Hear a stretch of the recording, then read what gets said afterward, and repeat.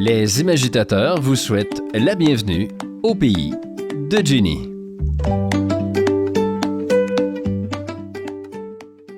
Hello, ici Jenny pour les imagitateurs du JDR.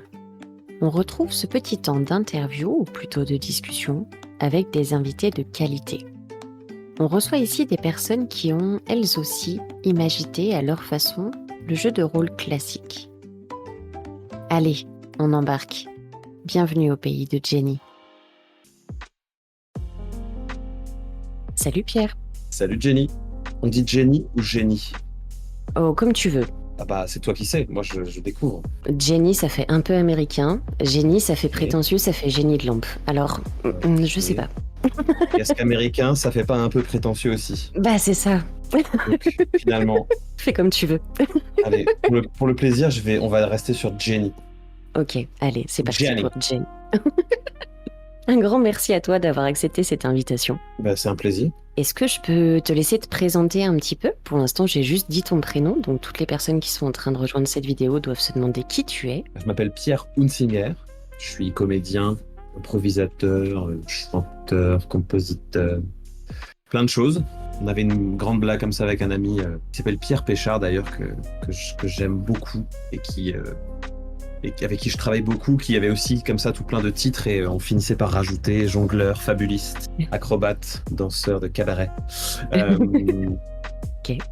C'est un peu le travers dans nos métiers, on se rajoute des casquettes pour se crédibiliser quelque part. Donc voilà, comme vous avez pu entendre, j'ai un trouble de l'attention, puisque je viens déjà de faire 2 digressions en 20 secondes. Et voilà, je suis interviewé aujourd'hui par Jenny pour un podcast que j'ai démarré en avril 2023 qui s'appelle Amour, gloire et dragon. Et attention, un extrait. Bonjour mesdames et messieurs et bienvenue dans Amour, gloire et dragon, un podcast d'improvisation qui utilise les règles du jeu de rôle de Donjons et Dragons pour inventer des histoires. Mais avec de l'amour en plus. Amour, gloire et dragon. On a dit que c'était pas ça le générique. Eh ben, ça promet. Je suis un homme marié, père d'un teckel nain à poil long, qui s'appelle Chavi et qui est une merveille. D'accord, ok. Ok, donc Amour, gloire et dragon. Moi, la première question que j'ai envie de te poser, c'est est-ce que tu as eu une expérience de maître du jeu avant de commencer ce podcast? Oui, mais pas très longue. Ok. En tout cas pas sur du JDR parce que j'ai beaucoup joué, mais j'ai pas animé. Par exemple, j'ai jamais animé de campagne. D'accord. J'ai animé des parties sur plusieurs sessions ou des choses comme ça, mais j'avais jamais maîtrisé de campagne complète. Ok. Et comment est née cette envie de faire du jeu de rôle en n'ayant pas été tant que ça MJ, d'en faire un podcast, de rajouter de l'improvisation et de prendre avec toi des joueurs qui n'étaient pas forcément adeptes du jeu de rôle, si j'ai bien compris? Oui, effectivement. Ça faisait un moment que j'avais cette envie de fabriquer quelque chose à moi. En fait, je dis un moment, mais c'est un peu depuis toujours. Okay. Quand j'étais enfant, pour faire rire ma grand-mère, je refaisais des sketchs d'humoristes très connus comme Raymond DeVos. Ça allait de Raymond DeVos à Gad Elmaleh, en gros. D'accord. Donc j'apprenais par cœur les sketchs, les personnages, et puis je refaisais ça à ma grand-mère debout sur une table, mettais 10 francs dans la poche. Ouais, donc depuis tout petit. Le statut d'intermittent de ma grand-mère, c'était fantastique.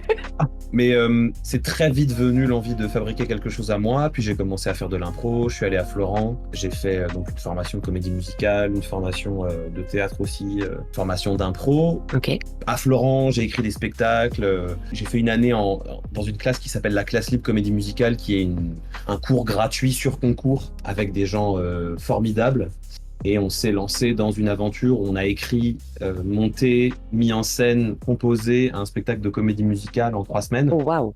Et voilà, moi j'ai toujours eu envie de fabriquer des choses à moi. Et voilà, fabriquer des spectacles, c'est très cher, c'est très complexe, ça demande beaucoup d'intermédiaires. Oui, bien sûr. Voilà, et je suis quelqu'un d'impatient. Donc, cette envie, qui est toujours là, hein, mais cette envie était de plus en plus forte. Et un jour, je pars en vacances et je ne sais même plus comment. Sans rire, je ne saurais même pas comment te dire comment je suis tombé là-dessus. Parce que j'étais pas un grand consommateur de podcasts. Pour te dire, je pense qu'à part écouter le Moment Meurice, j'avais pas un seul podcast enregistré dans l'application de podcast que j'écoutais. D'accord. Mais je tombe par hasard. Ah si, je sais. C'était en réécoutant Reflet d'acide. Ok. Et je tombe sur un podcast qui s'appelle Dungeons and Daddies. Ok. c'est anglo-saxon, hein, faut parler anglais, D'accord. mais c'est un podcast très similaire finalement dans la vibe à ce qu'on fait dans Amour, Gloire et Dragon. C'est des gens qui utilisent Donjons et Dragons pour raconter une histoire en improvisant. Sauf que le MJ, c'est Anthony Burch, qui est le scénariste principal de Borderlands 2, Borderlands 2 pré-sequel, Borderlands 3, qui a scénarisé le dernier God of War. Ok. Et en fait, en gros, les 5 membres qui sont autour de la table sont des créateurs, auteurs et même acteurs d'une chaîne YouTube qui s'appelait Rocket Jump, qui avait 11 millions d'abonnés sur YouTube. C'est une très grosse machine. Uh-huh. Mais leur podcast est super, je prenais beaucoup de plaisir à l'écouter. Et puis, il n'a pas fallu longtemps, il a fallu 3 épisodes pour que je me dise mais putain, mais c'est ça que j'ai envie de faire. Ok. Et j'ai baigné moi dans, parce que j'avais pas de télé quand j'étais jeune, donc j'ai baigné dans les réécoutes sempiternelles des 2 minutes du peuple, du donjon de Naulbug, des aventuriers du Survivor, de Reflets d'acide. Et donc je sais pas, il y a eu comme un éclair de putain, mais c'est ça que j'ai envie de faire en fait. Je vais faire ça. Je me suis acheté un Zoom, j'avais quelques micros parce que je compose de la musique chez moi depuis 3-4 ans maintenant, donc j'avais un peu de matos. Et voilà, j'ai fait appel à des gens très proches de moi. Canel et Jacques faisaient partie de la classe libre dans laquelle j'étais. Loelia, j'ai monté un spectacle avec elle. JP, on se connaît depuis plus de 10 ans, puisqu'on a commencé l'impro ensemble à Strasbourg. Donc voilà, j'ai fait appel à ces gens et puis on s'est lancé dans cette aventure. J'avais à cœur que ce soit des gens qui soient pas des pro gamers à la base, parce que évidemment avant de me lancer j'ai écouté d'autres actual play et j'ai trouvé beaucoup de difficulté moi à écouter des actual play trop chevelus. Ok. Oui. Avec des gens trop spécialistes. Avec des termes trop précis et des systèmes, j'imagine, bien conséquents. Oui, en fait, je comprends tout à fait le plaisir éprouvé à avoir un build incroyable sur un perso D&D, etc. Mais en tant qu'auditeur, j'avais l'impression de pas avoir ma place dans cet environnement-là. Ok, je vois. Je me disais, ok, il joue pas avec moi, il joue devant moi. Voilà, c'est ça. J'avais l'impression de regarder, tu sais, ton cousin qui a GTA 3, puis qui te laisse regarder jouer. Je vois. Puis même quand il meurt, il te passe pas la manette. Et on a Baptiste, Il y a Baptiste qui qui a est là. réussi à nous rejoindre. Bonjour Baptiste. Oui, bonsoir, bonjour. Bonjour. Eh bien, bienvenue. Il y aura du montage, donc t'inquiète pas, on fera une superbe entrée. Très bien. Avec des confettis, des feux d'artifice, tout Si ça. tu veux, je peux faire les confettis. Ouais. En plus, c'est bien, c'est un effet bien visuel à l'audio. C'est ça, Tout ce qu'on tout à aime. fait. On peut le faire à l'audio, hein, si tu fais un petit... Là, on voit le talent de savoir faire. Les confettis à ce point-là,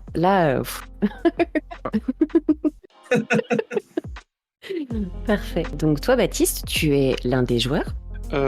Oui, moi je suis. J'ai un statut un peu à part. Moi, je suis. C'est vrai.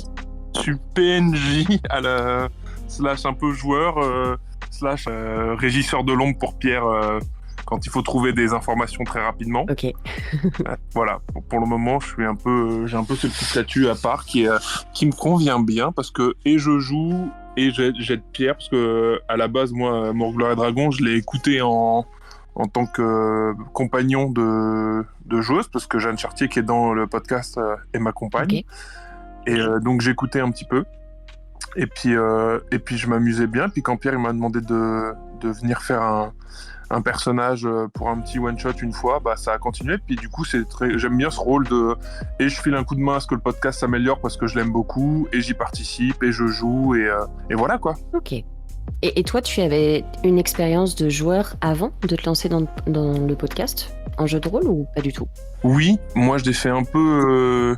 étant adolescent, je faisais du jeu de rôle écrit sur forum. Ok. Et puis évidemment beaucoup d'impro. Et c'est quasi la même chose quoi, dans d'autres genres de contextes, mais voilà. Et puis en fait, pendant le confinement, moi je suis retombé dans le jeu de rôle un petit peu parce que c'était un bon moyen de passer le temps. En fait, je suis retombé dans les jeux de société de manière générale et dans les jeux de rôle. Et donc j'ai essayé de suivre et d'écouter pas mal d'actual play. C'est ce que disait Pierre quand je suis arrivé. Tout à fait. Donc quand même l'habitude, mais là vous avez une façon de faire du jeu de rôle qui est quand même différente de la façon, on va dire, ordinaire, entre guillemets, même si je suis une de celles qui sont persuadées qu'il n'y a pas de façon ordinaire de le jouer et que le jeu de rôle se décline à toutes les sauces, mais pour les puristes, en tout cas... Les puristes, Je pense que je vais direct, le mec part dans une hot take immédiate et semer la moitié du public ado. Moi, quand j'ai voulu démarrer ce podcast, une des premières choses que j'ai fait, c'est acheter l'édition collector avec les couvertures brillantes des bouquins de D&D de base. Ok. Et dans le manuel du maître de jeu, que j'ai quasiment lu en entier, alors j'ai pas lu toutes les descriptions d'objets, mais les parties explicatives, j'ai quasiment lu en entier. Au début, très très vite, ils expliquent que une des premières choses à faire quand on démarre une table, c'est se mettre d'accord tous ensemble sur les règles, entre guillemets, de la table, les envies de chacun. Oui. Et le livre dit bien que une table, ça peut aller d'un style de scénario quasi gamifié où les personnages ne parlent pas et disent juste j'intimide le garde, ok fais ton jet, t'intimides le garde et on avance, et c'est quasiment du pur jeu vidéo à peu de choses près, et c'est vraiment de la résolution d'énigmes et du combat et de la construction de personnages jusqu'à un truc entièrement narratif sans jet de dés. Oui. Le bouquin lui-même propose de jouer à Donjons & Dragons sans utiliser des dés. Ok. Donc un vrai puriste, il sait qu'il n'y a pas de purisme. C'est beau. Je pense que les faux puristes qui aiment bien qu'on fasse des calculs, c'est juste des gens qui aiment les mathématiques, et on les respecte et on les aime. D'ailleurs, c'est très très drôle parce que juste avant de rejoindre le truc, Pierre, je t'ai envoyé un mème sur Instagram qui dit, il reprend un truc de Daenerys dans Game of Thrones où elle fait Where are my dragons? Et il y a marqué quand tu joues à D&D et que tu te rends compte que c'est juste des maths et de l'impro. Oui, c'est ça. Très très drôle. Donc en fait, nous, on a décidé d'embrasser notre moitié préférée de ce que propose Donjons & Dragons et le jeu de rôle en général, en fait. C'est juste une question à la base, c'est juste une question de dosage au final. Exact. Oui, et puis même les puristes aussi, pour prendre une autre hot take et enchaîner. En fait, c'est pas parce que t'aimes regarder un foot professionnel de 11 contre 11 dans un super stade, la VAR, le truc copié à la règle, que tu peux pas t'amuser aussi à regarder des mecs faire les cons dans un 5 à 5 contre 5 où les règles, elles sont t'inquiète, on est entre nous. Mais tout à fait. Après, je rejoins aussi ce qu'a dit Pierre, c'est qu'à partir du moment où on est tous d'accord pour ce qu'on va faire, on va le faire tous ensemble pour s'amuser. Le fun de chacun est primordial au réel, quoi. Mais bien c'est limite sûr. même la règle numéro 1. C'est la base, tout à fait. Et nous aussi, et sur la chaîne des Imagitateurs, on a cette tendance à essayer d'aller tester un petit peu. On n'a pas ce nom pour rien, d'imagiter les choses et d'essayer justement un peu des nouvelles choses et ce qui sort de l'ordinaire. Donc, je suis totalement d'accord. À partir du moment où tout le monde autour de la table se sent à l'aise avec l'idée qui vient de sortir, on y va et on voit ce que ça donne, quoi. Et pour vous, pour le coup, ça a donné un super podcast. Merci pour le compliment. Avec plaisir. Et on a JB qui a réussi à nous rejoindre. Salut JB. Ouais. Ouais, salut tout le monde. Voilà. Donc j'espère que je n'interromps rien d'ailleurs. En fait. Du tout, mais par contre, je vais me tourner vers toi en te demandant, toi JB, si tu avais déjà eu une expérience de jeu de rôle avant Amour, Gloire et Dragon ou pas. J'avais une toute petite expérience. J'en avais fait quand j'étais ado Ok, avec des copains, mais j'avais dû faire peut-être une campagne. ok. C'est comme si j'étais un novice, quoi. J'étais pas en terrain totalement inconnu, mais le JDR pour moi c'était vraiment quelque chose que je maîtrisais pas du tout, quoi. D'accord. Mais le fait qu'on soit encadré et que Pierre soit un très bon maître du jeu, ça a mis en place un petit peu un cadre dans lequel on peut jouer et improviser en même temps, et ça c'est hyper agréable. Même sans avoir la culture de Donjons & Dragons, même sans avoir la culture du JDR, ça nous permet quand même de nous amuser et de comprendre ce qui se passe. Clairement. Et c'est ce qu'on disait, c'est ça le plus important au final, c'est de s'amuser autour d'une table et d'avoir du plaisir. Je prends l'exemple de Jacques, qui pour moi c'est celui qui peut-être est le moins familier avec l'univers. Ça l'empêche pas de s'éclater à faire des jeux de mots et à essayer de raccrocher les wagons. Donc c'est hyper cool, c'est hyper agréable de voir aussi que chacun essaie de s'adapter à chacune situation. Et ça c'est très cool. Carrément. Comment vous décrivez Amour, Gloire et Dragon à quelqu'un qui n'a jamais écouté ? Moi, j'utilise le pitch. Ok. Que j'ai mis du temps à affiner, parce que c'est toujours pareil. Au début, on a envie de tout mettre dedans et de dire oui, parce qu'il y a ça aussi, puis il y a ça, et puis...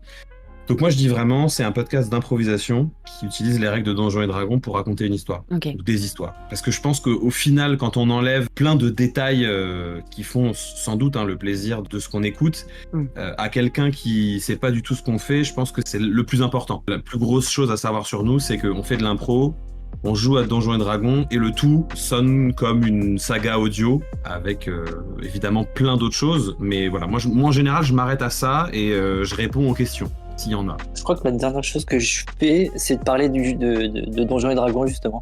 Je crois que je dis qu'on fait un podcast d'improvisation, qu'on s'inspire de l'univers Donjons et Dragons pour raconter des histoires. Mais tout l'aspect technique du jeu de rôle, je le zappe totalement quand j'en parle. Ok, beaucoup plus porté sur la narration et ce que vous en faites au final. Ouais. Ok. Parce que donc on a une communauté très chouette qui se construit sur notre Discord. Il y a des gens qui nous ont dit, j'en ai parlé à un pote très féru de jeux de rôle et lui, il a eu du mal à rentrer dedans parce que c'était pas assez jeu de rôle pour lui, quoi.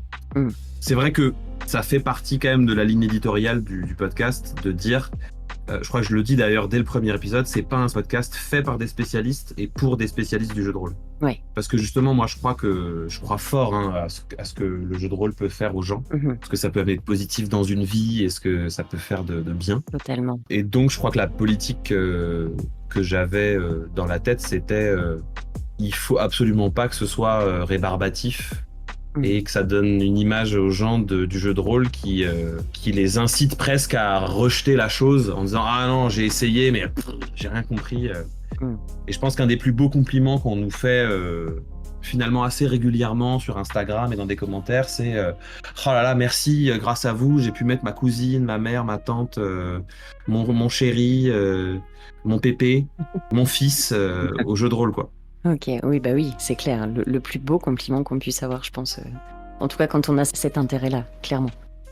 Oui, c'est ça, parce que c'est dans cette manière qu'on a de montrer que, en fait, ce qui compte dans le jeu de rôle, c'est juste le fait de s'amuser. Quand tu vois des gens t'amuser à faire quelque chose, t'as beaucoup plus envie de le faire que quand tu vois des gens se prendre la tête avec des calculs, des trucs et tout ça. C'est sûr.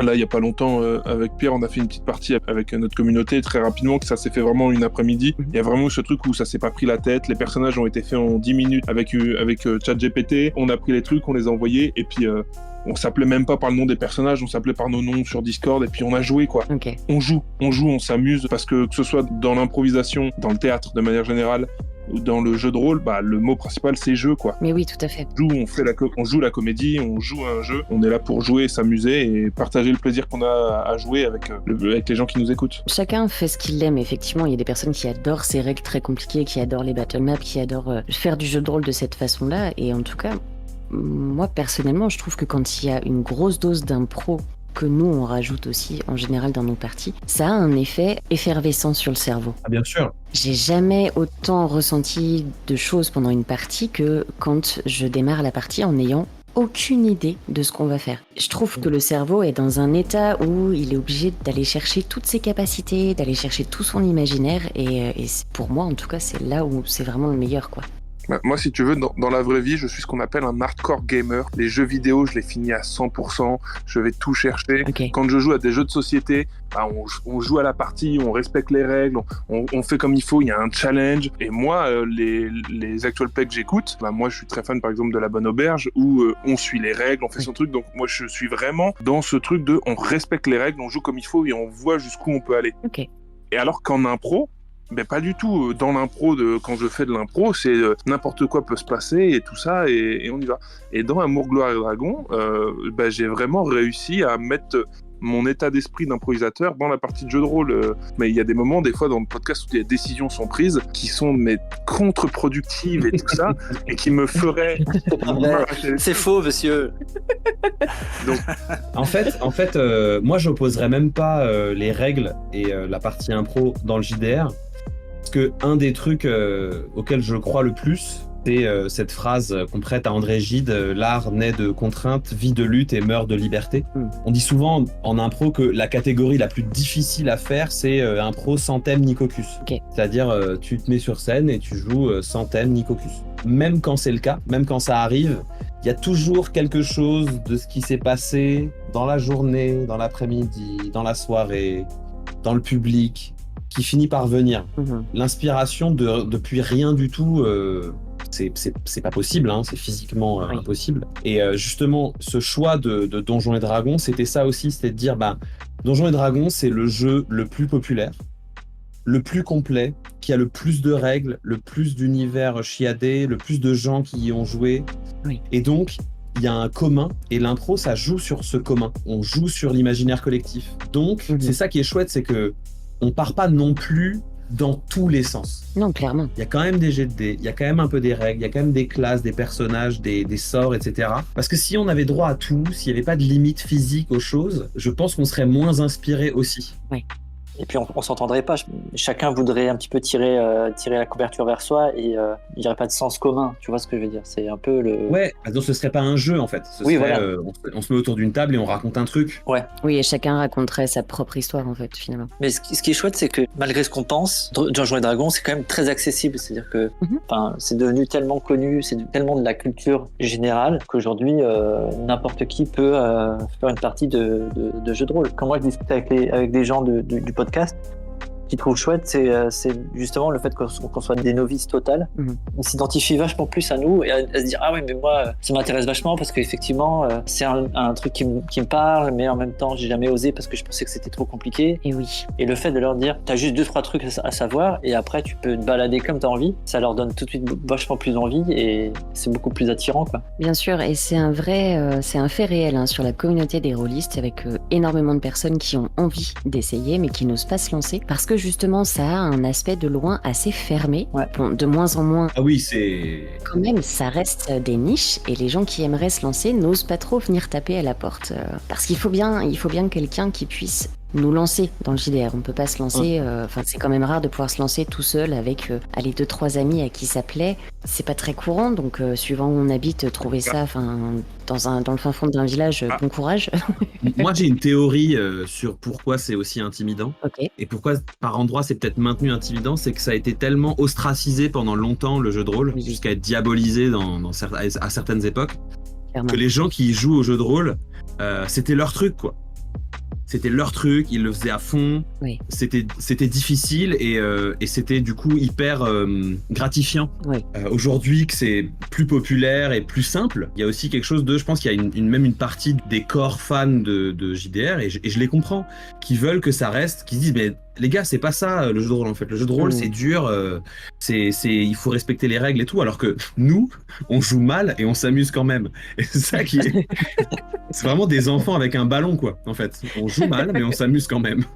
Mais c'est génial parce que vous renvoyez cette énergie justement. Moi j'ai écouté une bonne partie de ce que vous mettez en ligne dans la voiture en allant au travail le matin. Et j'étais la seule idiote dans les bouchons à avoir le sourire jusqu'aux oreilles à écouter vos parties, quoi. Et c'est bien, ça met une énergie qui est très différente, ça montre qu'il y a d'autres choses qui sont possibles. Ça amène de la bonne humeur dans un quotidien où c'est pas toujours facile de se lever du bon pied et d'être de bonne humeur pour la journée. Déjà ça, à ce niveau-là, c'est déjà magique. Bah merci. Nous, on a tout gagné. Avec Avec des compliments comme ça, on est trop contents. Et en plus, c'en était pas, donc c'est sincère. D'ailleurs, on va te laisser là-dessus. Bonne journée, Denis. Non, avant que vous partiez, j'aimerais bien une anecdote. Une anecdote par rapport au podcast, un truc que les gens ne sauraient pas. En fait, on est très transparent, donc on dit tout, quoi. Même quand on s'est rendu compte que les micros marchaient pas et quand on avait perdu quasiment 1h15 de rec. Ah. Les gens l'ont su parce que c'était filmé avec une caméra, donc Pierre a précisé au début que c'était avec le son de son téléphone. Mais, moi, je peux commencer. Après, c'est pas vraiment une anecdote, c'est plus une confession, tu vois. Vas-y. Parfois, quand on écoute le podcast, c'est par rapport à moi joueur. On peut donner l'impression que je comprends certains trucs et que j'arrive à peu près à placer ce que j'ai envie de placer, alors qu'en fait, attention, spoiler pour tout le monde, je ne comprends pas grand-chose à ce qui se passe. Moi, j'ai un anecdote / confession. Dans le podcast, Pierre a donné un objet magique à une joueuse, et en fait, j'ai envoyé à cette joueuse une liste de toutes les choses qu'elle pourrait faire qui mettraient Pierre dans la merde avec cet objet. Est-ce que Pierre, tu étais au courant jusqu'à maintenant de ça? Je suis au courant, c'est-à-dire que mais on peut dire ce que c'est comme objet parce que c'est dès le début. Ah, l'épée anagramme. L'épée anagramme, c'est un objet, ça m'est venu j'avais envie de leur faire une vanne sur le fait que c'était des novices et genre ils trouvent des objets et c'est écrit ce que c'est dessus. Parce que t'as toujours dans les jeux de rôle, c'est toujours l'épée d'Agathus, Irtex. Oui, c'est ça, Excalibur, la Baltimar, un truc comme ça. Et t'as toujours les gars, ils connaissent le nom de leurs épées. Tu te dis, mais s'ils l'ont trouvé dans un château, tu sais, dans les jeux vidéo, tout.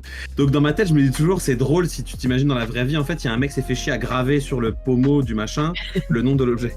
Et donc, comme je voulais lui donner une épée nulle, juste une épée, il y avait écrit, tu trouves, il y a écrit dessus épée. Et en écrivant ça sur mon papier, je me dis, ce serait drôle qu'en fait ce soit des lettres comme un truc de valise, Oui. et tu tournes les lettres, le pommeau réagit et ça change ce qui sort du pommeau. Mais qui doit rester toujours en 4 lettres, je crois. C'est ça, toujours hein. en 4 lettres, c'est ça. Oui. Voilà. Ouais. Et donc, Canel qui a cette épée, je lui ai envoyé une liste de mots de 4 lettres qui pourraient foutre dans la merde. Génial. Parce que je suis un maître de jeu très permissif. Mhm. Exactement. Peut-être trop. Moi, j'ai une anecdote par rapport au podcast. J'en avais déjà un petit peu parlé, je pense à droite à gauche, mais je peux le révéler sur les ondes. Allez. Ma manière d'écrire le scénario, c'est vraiment... Parce qu'on m'a posé plusieurs fois la question, la meilleure réponse que j'ai eue, c'est mon scénario, c'est l'emballage autour d'un Mars. C'est-à-dire que je ne fais que le papier qui emballe le truc, Ok, et j'attends que le chocolat et le caramel viennent pendant la partie, quoi. ok. Et on enregistre un épisode où ils sont dans la cave d'une société secrète qui s'appelle La Flèche. Ils fouillent un atelier et moi je m'étais imaginé à peu près 2 épisodes d'enquête sur...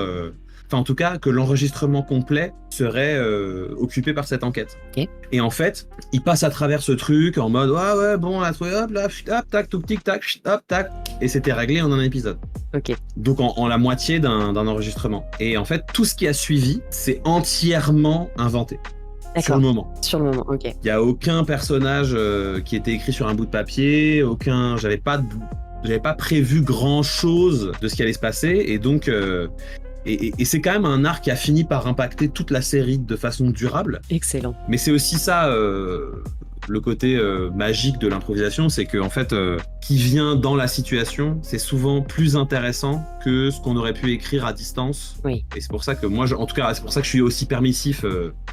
Et c'est aussi pour ça que le truc de Baptiste ne fonctionnera pas, parce que l'épée anagramme, je pense que ça fait 15 épisodes que Canel ne l'a plus utilisé. Oui.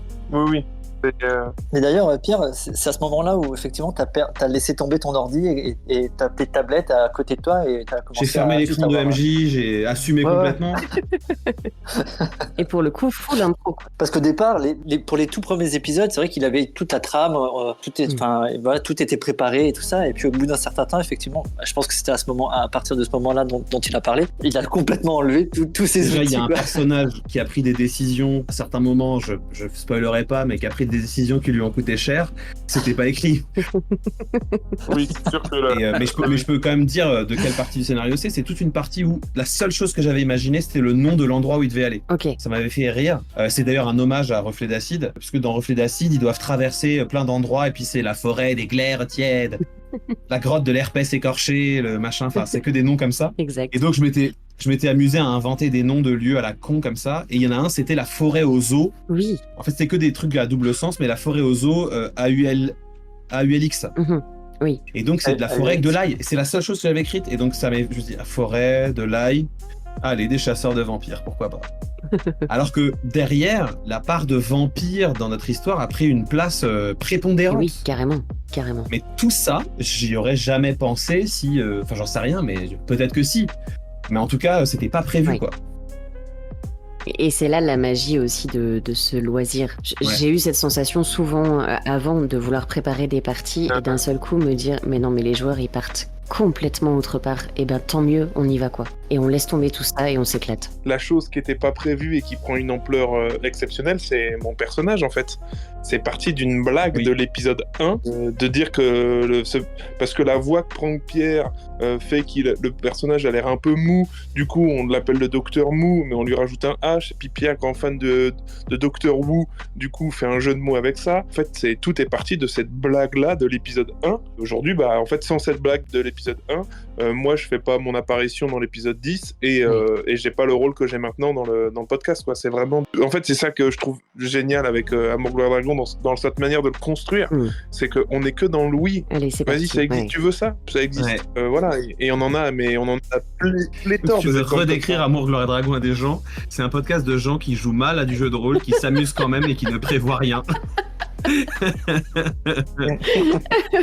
C'est un groupe d'enfants qui disent à leurs parents nous, on va faire un foot dans le jardin. Ok, les enfants, amusez-vous bien. 1 heure après, les gens sortent, ils ont construit une cabane et ils se battent contre les enfants du village d'en face. Je dis, mais qu'est-ce qui s'est passé? C'est une longue histoire, mais Je bon. peux dire que presque rien n'est On écrit. s'amuse. Bon. Mais quelque part, ça peut fonctionner parce que il y a quand même le grand conflit de base est quand Oui. même écrit. Il y a un thème en tout cas qui reste en fond tout le temps. C'est ça. On peut quand même dire aux gens que c'est quand même l'histoire de 4 êtres humains lambda qui se retrouvent dans un univers qu'ils connaissent pas et qui sont censés libérer des gens de la tyrannie, mais ils savent pas de qui, ils savent pas de quoi, etc. Il y a aussi ça qui est au cœur, je crois, d'Amour, Gloire et Dragon, mais parce que je crois que c'est quelque chose qui nous tient à cœur à toutes et tous qui sont autour de la table. C'est que c'est un jeu qui est, c'est une histoire qui est éminemment généreuse. Un bon exemple, c'est que chez nous, les orques, c'est pas des cons. Oui. C'est pas des méchants obligatoires. Il y a pas de méchants obligatoires, il y a pas de gentils, il y a pas de... Oui, les stéréotypes ne sont pas forcément suivis. Et c'est bien. C'est ça. Sauf pour les jeux de mots. Sauf pour les jeux de mots, qui maintenant font gagner de l'argent au podcast. Vous en saurez plus en écoutant. par les comédiens qui deviennent actionnaires majoritaires grâce à leurs jeux de mots. Mais oui, c'est sûr que si ça fonctionne, c'est parce que c'est une règle de l'impro qu'on utilise en plus du oui, c'est-à-dire que en impro, tu te rends compte assez vite que en fait une histoire c'est un point A et un point B, donc situation initiale et l'endroit où ça finit, et qu'en fait quand tu connais ton point B, tu peux te permettre tout ce que tu veux parce que tu sais quoi qu'il arrive que tu vas finir. Bien sûr. Et l'avantage d'un point B, c'est que quand il est loin, tu peux toujours le décaler en cours de chemin, quoi. Il y a pas de tu sais vers où tu avances. Ce qui compte, c'est pas la destination, c'est le voyage. Allez. Ah, exactement. Allez, le mec est philosophe. Oh là là, c'est beau. C'est un philosophe plein d'air, mon pote. En tant que joueur, moi je parle pour moi, mais je pense que tout le monde est un petit peu comme ça, c'est que je crois qu'on aime nos personnages, on a envie de les faire évoluer, on a envie de les faire explorer, de les faire grandir. En tout cas, moi, c'est la relation que j'ai avec ce personnage de William Gentil, c'est que je sens qu'il arrive personnellement à partir d'un point dans sa tête et à le faire évoluer et à le faire changer aussi, se faire prendre conscience des choses. Et je trouve que c'est un truc un peu initiatique, même une quête de sens pour lui. Et moi, en tant que joueur, ça m'amuse de m'imaginer ça et de mettre ça aussi en plus de la quête principale.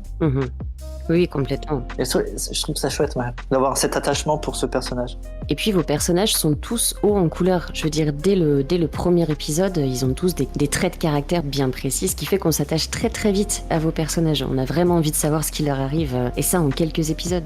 Je trouve qu'on sent beaucoup aussi, j'espère en tout cas pour vous, cette complicité qu'il y a entre vous autour de cette table. Et qui fait que vous rebondissez à une vitesse incroyable les uns sur les autres. Chapeau, c'est très très bon à l'écoute. Merci beaucoup. En tant que la personne qui invite les gens dans le podcast, je vais parler d'eux à la troisième personne. C'est parce qu'il y a que des gens dans ce podcast qui sont des bons comédiens. Merci Pierre. Merci.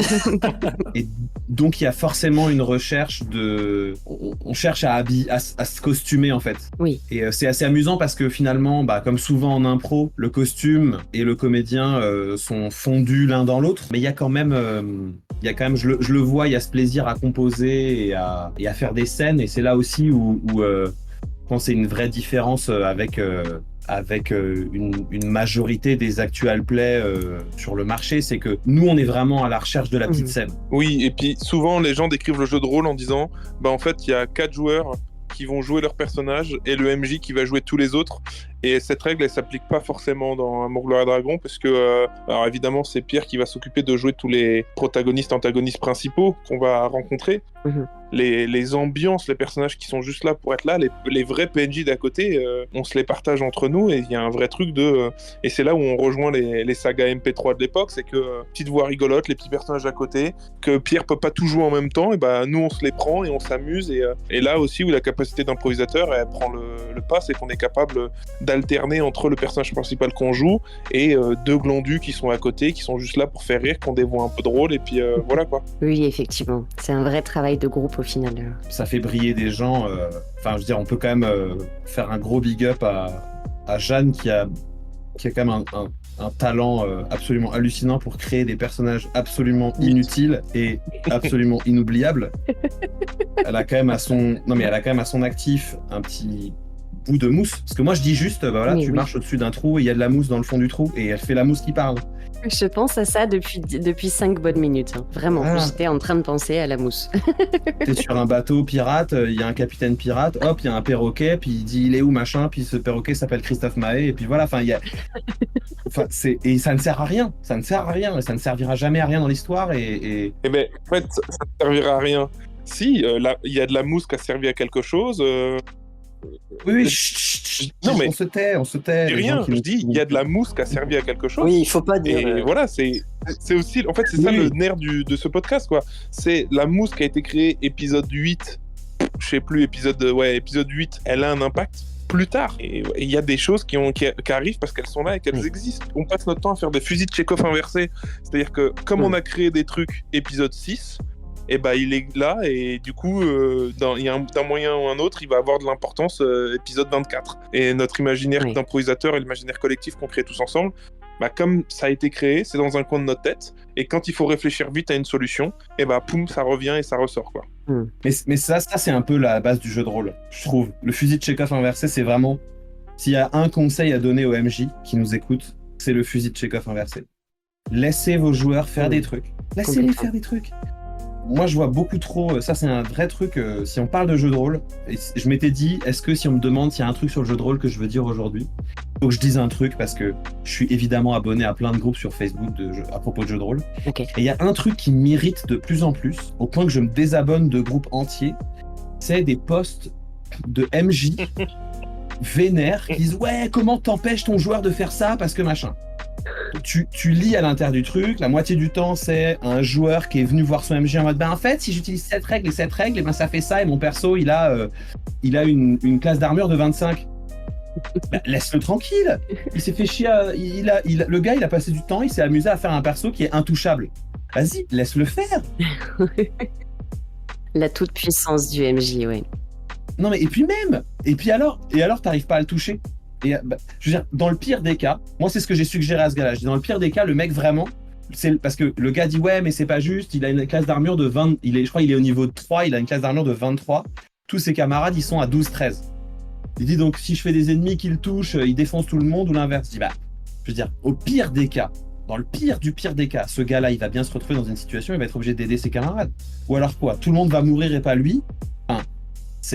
On joue tous ensemble, quoi. Clairement. Donc, il y a un truc qui me fait bizarre des MJ qui veulent empêcher leurs joueurs de faire des trucs. Oui. Mais pourquoi ? Parce que si on peut tout faire, c'est sûr que c'est pas fun, mais c'est le non en impro, quoi. Oui. C'est vas-y, c'est fun, mais j'ai pas envie.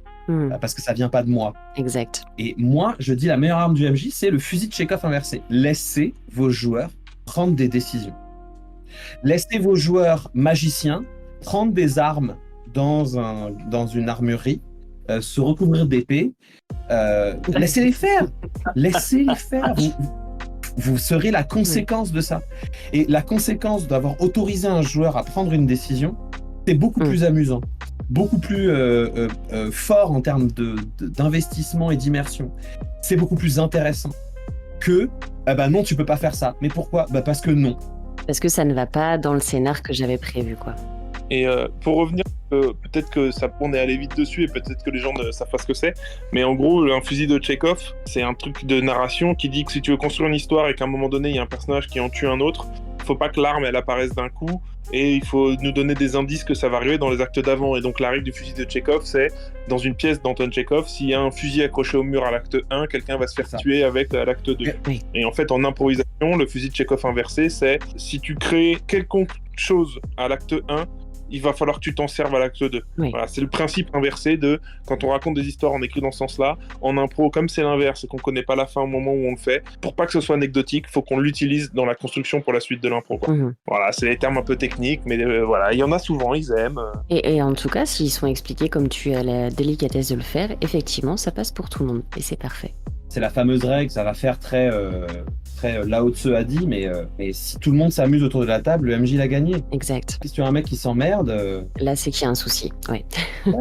Le plus important de tout ça, c'est que au pire, on s'en fout, c'est qu'un jeu. C'est-à-dire qu'à la fin de la partie, voilà, c'est fini, la partie est finie. Et si elle était pas bien, elle sera mieux la prochaine fois. Et oui. Si elle était géniale, on va juste s'en souvenir toute notre vie, quoi.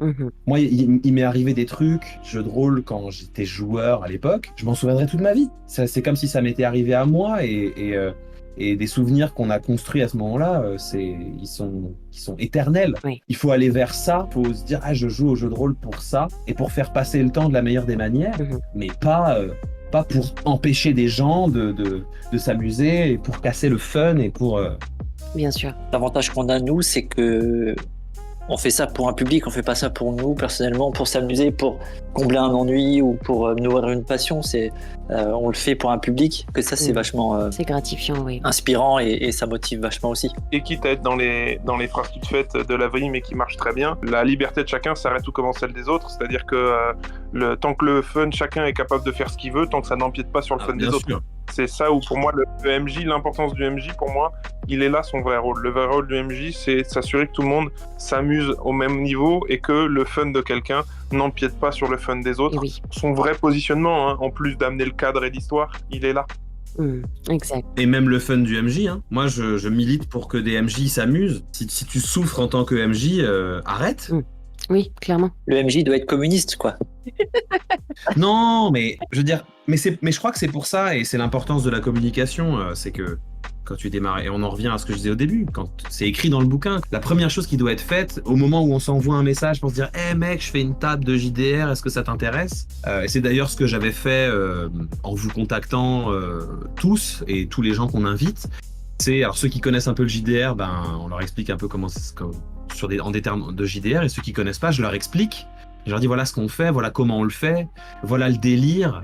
Nous, on aime ça. Est-ce que ça t'intéresse? Est-ce que ça t'intéresse pas? Quand on a contacté Lucien Men, on l'a prévenu du style de table.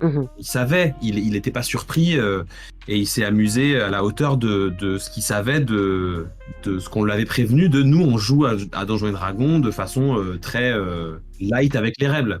Loyal, chaotique. On joue de manière très loyale, chaotique. C'est ça. Plutôt chaotique bon. Ouais, je trouvais ça drôle de mettre les deux à la fois. Mais oui, chaotique bon. Oui, c'est chaotique bon. Chaotique neutre, chaotique neutre. On les voit, les aficionados. On est les Jack Sparrow du jeu de rôle. Les Jack Sparrow du jeu de rôle. Donc les Jack Sparrow du jeu de rôle, les grands enfants qui s'amusent avec les règles de Donjons et Dragons. C'est ça. Ça donne envie. En tout cas, j'invite tous les auditeurs justement qui sont en train d'écouter cette interview à se rendre sur les liens en dessous de la vidéo pour découvrir ce podcast incroyable qui va vous permettre de commencer vos journées d'un peu meilleure façon que d'habitude. Et pour terminer cette interview, j'aime bien finir sur 2 questions beaucoup plus légères. Enfin, sur 2 thèmes beaucoup plus légers. Ouais, parce que jusque-là, c'était politique, c'était très dur, hein, franchement. Ouais. C'était lourd pour vous, Libérer mais la clim.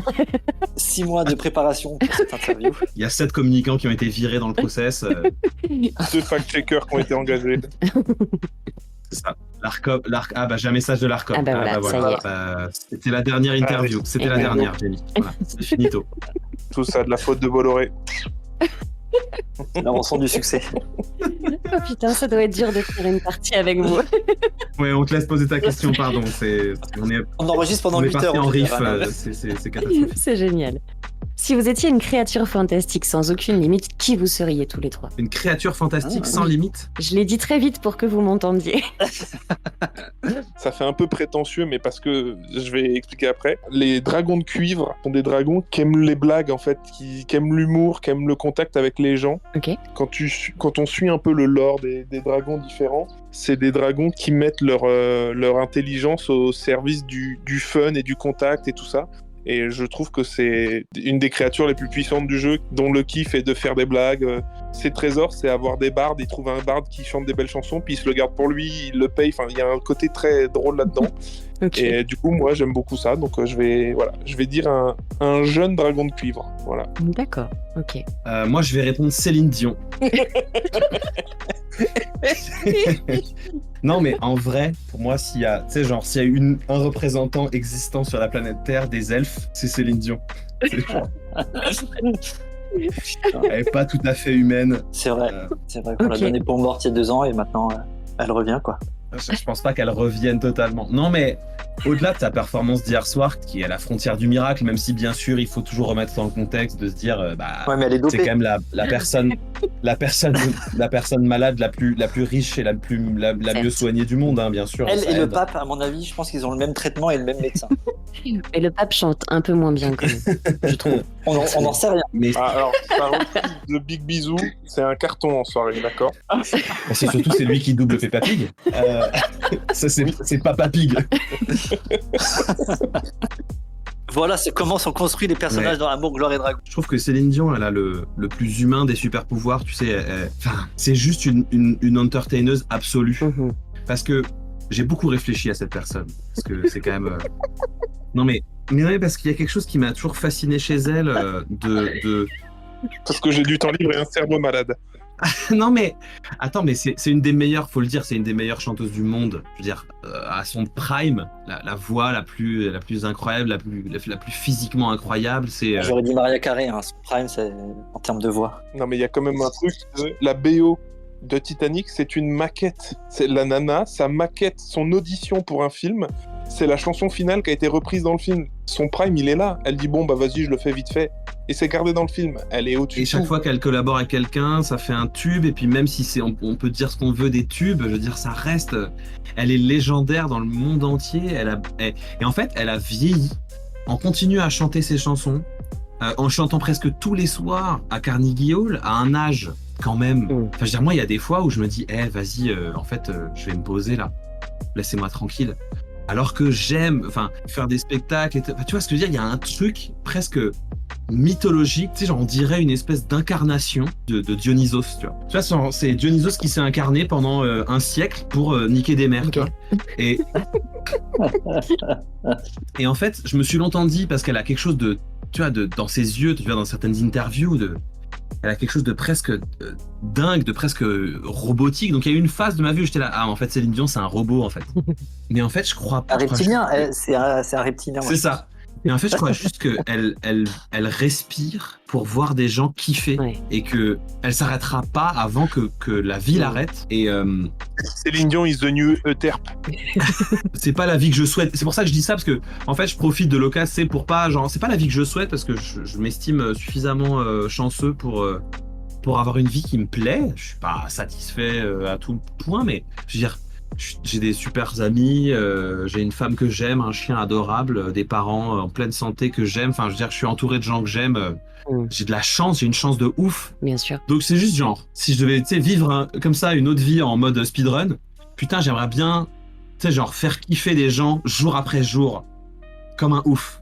Ouais. Et avoir l'énergie qu'elle a pour ça. Ouais, c'est ça. Et le talent et parce que finalement, c'est un peu pour ça que je vis aussi aujourd'hui. Hein. C'est ce à quoi c'est le sacerdoce que j'ai choisi. Mais du coup, ouais, ce serait ça. Ok. C'est marrant parce que tu es parti de quelque chose où je me disais, bon sang, heureusement Céline Dion n'écoutera jamais cette interview dans tes premiers mots, pour finalement me dire, waouh, mais c'est un super compliment en fait. Jamais dire jamais. Alors si Céline, un jour tu nous écoutes, kiffe le compliment. Et ben moi, j'aimerais bien être Rick dans Rick et Morty. Alors, ça te va tellement bien, mon Dieu. Mais sans le côté alcoolique. Ok, c'est bien déjà. Mais voilà, je trouve que ce personnage aux capacités infinies, je trouve ça fascinant. Je trouve qu'il y a un truc vraiment une espèce d'exaltation, un truc d'envie de. Je peux tout faire, je peux absolument, je peux maîtriser tout ce qu'il y a autour de moi, et je trouve ça génial. Okay. Et un niveau d'inquiétude des conséquences proche de zéro. Oui, voilà, et il s'en fout, le mec s'en fout. Aussi. Il fait un truc, ça marche pas, il s'en fout.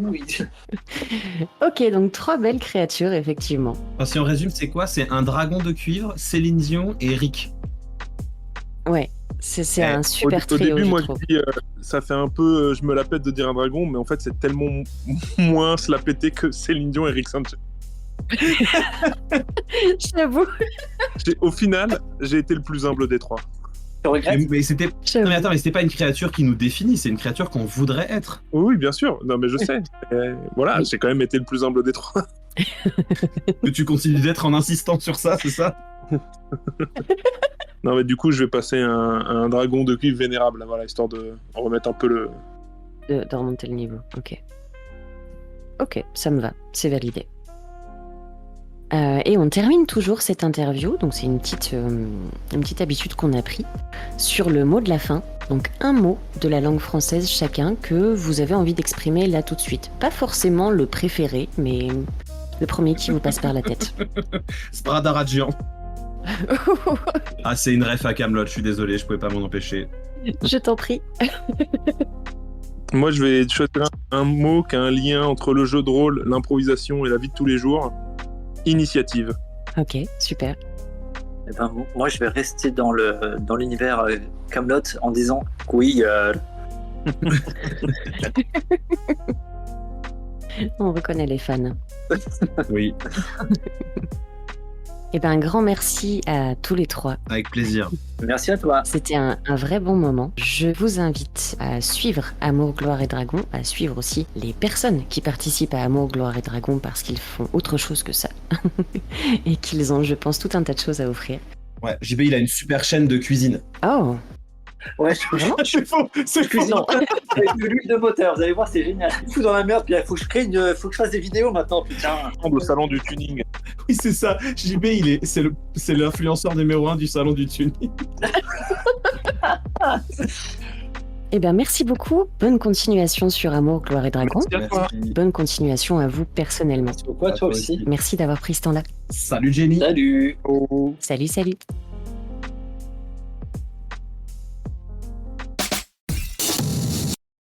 Bah, moi, j'ai deux grands talents de bruitage, les confettis et la chicha. C'est vraiment mes deux masterclass.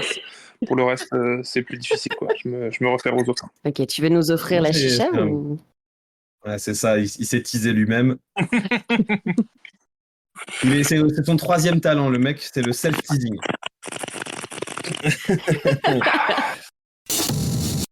C'est le Papa Pig. Putain, t'imagines, Papa Pig. Ah, faut que je me calme. C'était dit avec l'accent du Sud, c'est le Pape Pig. Des gens meurent, ils s'en foutent. Enfin, tu vois, il y a plein, je sais pas, voilà. Bon, ça, on coupera parce que je veux pas que tu aies de Non, moi non problème. plus. Merci beaucoup.